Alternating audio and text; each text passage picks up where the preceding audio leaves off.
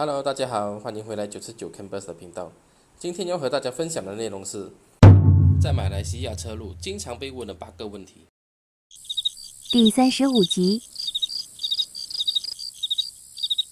感谢那些看了我的频道和脸书后，愿意和我一起加入车路活动的朋友们。我想很多朋友们都知道，在外国早就有车路的文化，有些朋友甚至还在外国体验过车路。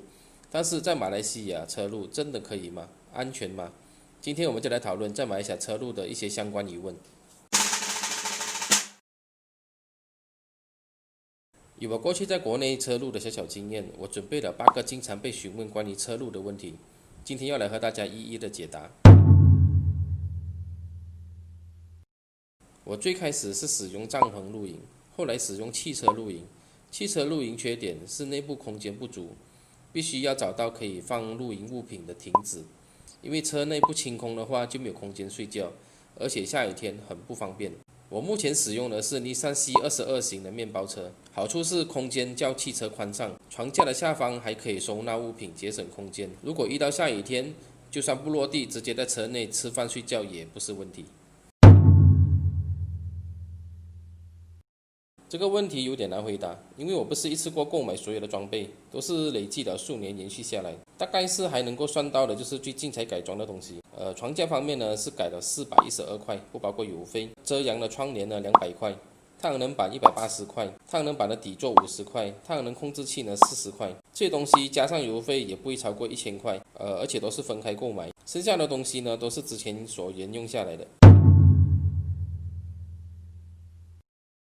国内有非常多的私人露营地，收费大概是在几十块左右，有些是算人头收费的露营地，大约也是在一个人8块到10块左右。最基本的私人露营地呢，都会有提供水源和厕所，然后部分的露营地还会有提供厨房以及那个电源。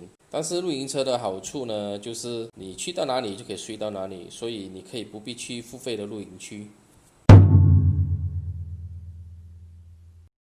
像前面所说，付费区呢都会提供厕所，不去收费区的话，你可以到油站或者是24小时的 restaurant 解决。上次我去金马伦车路的时候呢，就住在油站的附近，在那边过夜，使用油站的厕所。我有些朋友的露营车上都会有准备便携马桶以备不时之需。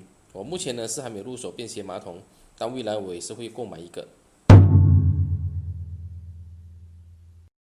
下午时候是非常热的，到了晚上睡觉的时候就不会了。